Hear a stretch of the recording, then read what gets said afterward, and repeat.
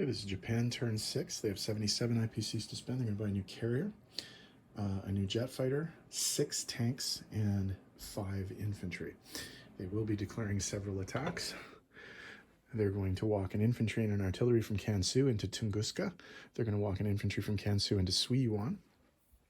And they're going to attempt to take Johol with the following: 1 artillery from Shantung, 3 tanks from Kiangsu, a tank from Kwaichao, 2 infantry paradropped with a air transport from Kwaichao, and a fighter and a tactical bomber from Kiangsu. They will also be attacking West India with an infantry and an artillery from India, and they will be doing an amphibious assault down south here. They're going to take 1 transport. They're going to move to C-Zone 41 and pick up the infantry and the artillery from Sumatra and attack Java. They will also be taking an infantry and an artillery from Malaya and attacking. That attack will be supported by an offshore shot from the cruiser and a fighter and attack bomber from the Celebes Air Base.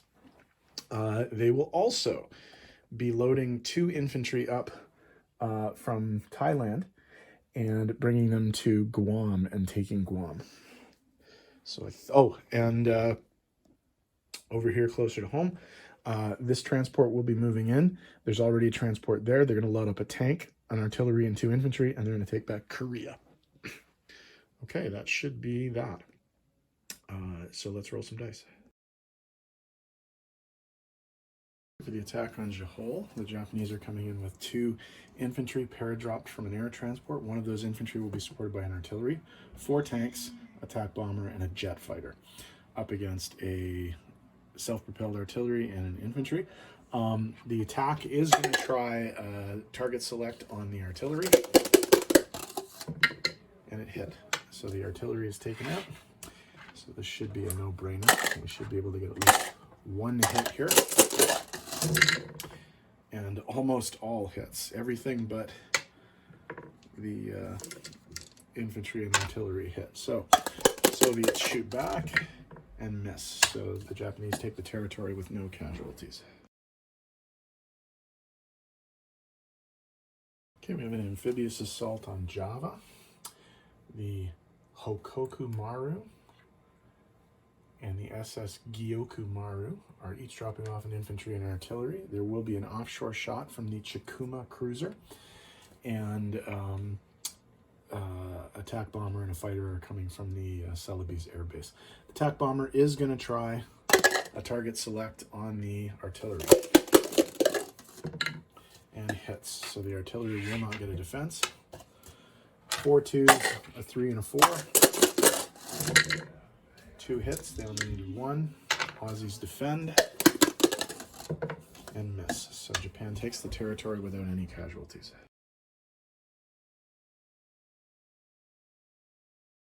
Okay, let's do the non-combat for the Japanese around the board. The infantry and artillery in Yunnan are going to move to Kwaichao.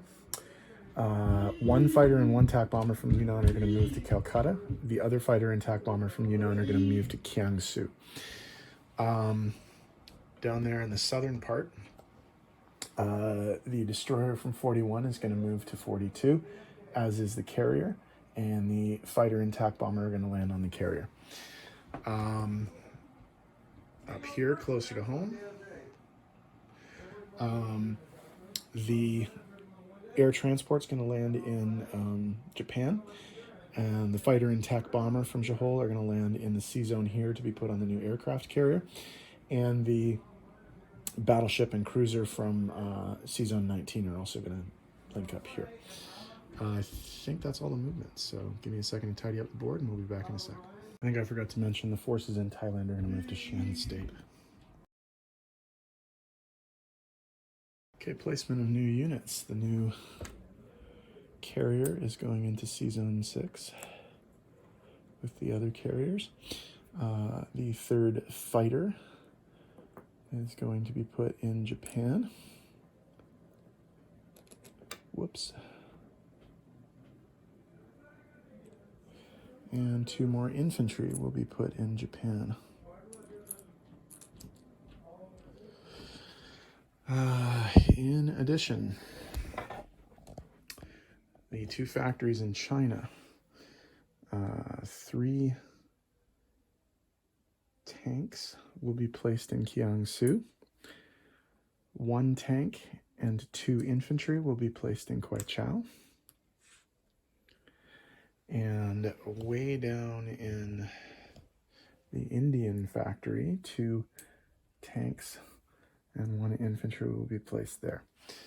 Okay, in terms of money, we're going to take 2 IPCs from the British for West India.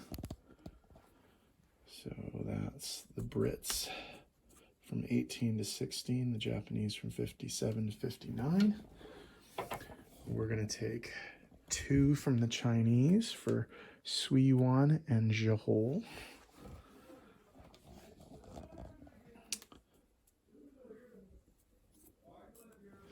We are going to take 1 from the Russians for Tunguska and 3 more from the Russians for Korea, which gets back to Japanese control. So that's 1, 2, 3, 4. 1, 2, 3, 4.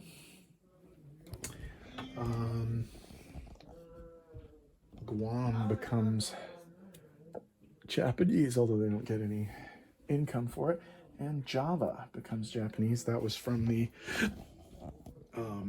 Commonwealth. So that's 2, 17.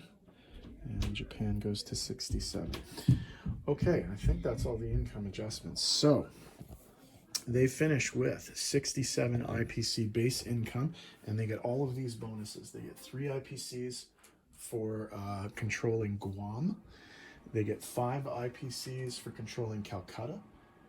They get 12 IPCs, 3 each for the 4 money islands, and they get 5 IPCs for controlling Burma. So 67, 77, 87, 89, 92 IPCs for Japan. Japan is killing it in this game right now. Okay, States is up next. We'll see what they do.